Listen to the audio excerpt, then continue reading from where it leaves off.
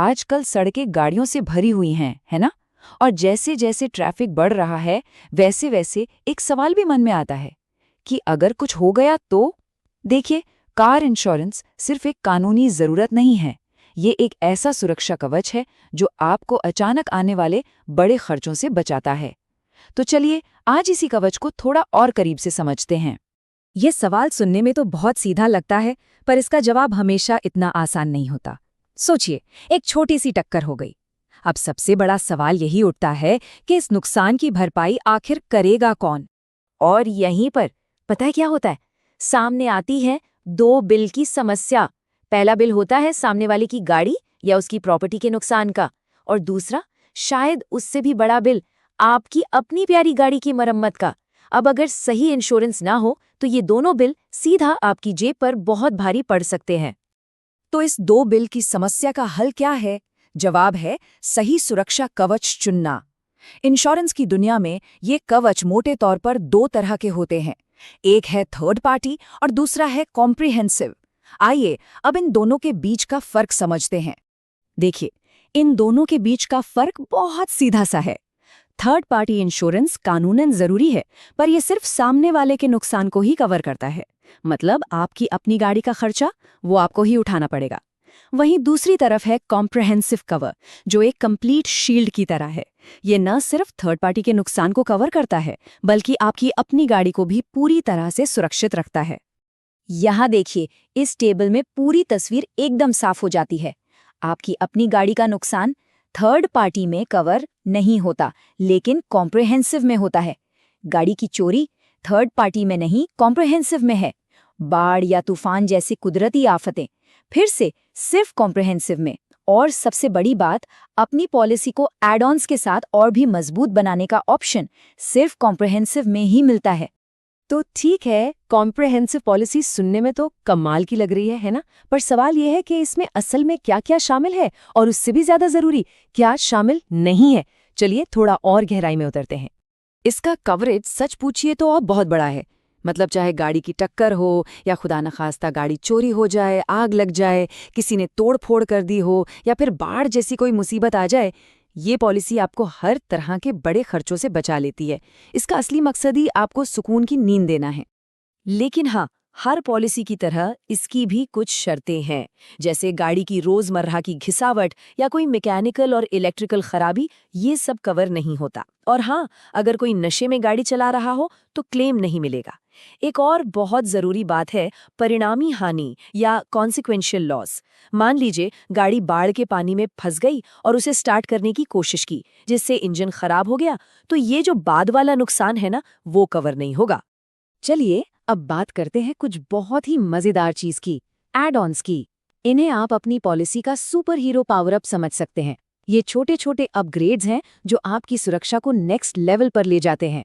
सबसे famous power up है zero Depp.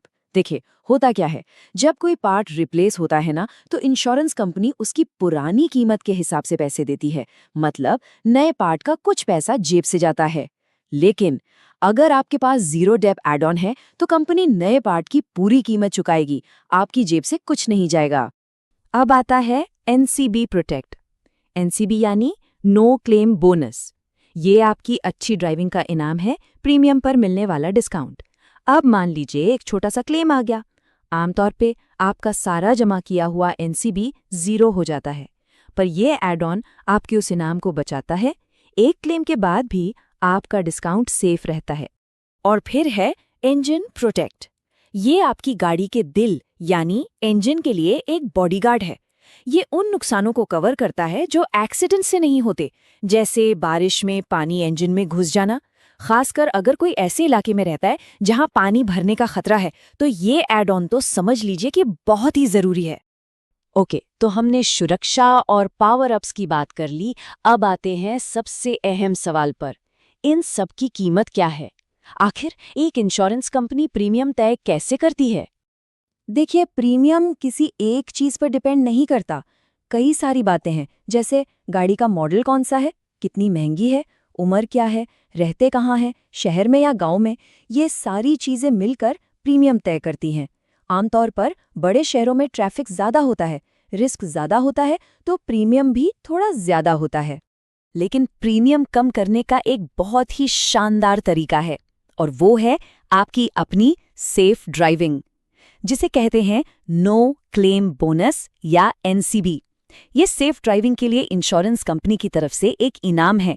जितने साल आप कोई क्लेम नहीं करते, ये इनाम उतना ही बड़ा होता जाता है। और ये इनाम कोई छोटा मोटा नहीं है। जरा देखिए, हर क्लेम फ्री साल के साथ आपका डिस्काउंट बढ़ता जाता है, और लगातार 5 साल तक कोई क्लेम ना करने पर ये पूरे 50% तक पहुंच सकता है। सोचिए, प्रीमियम पर सीधी 50% की छूट। ये होती है सेफ ड्राइविंग की पावर।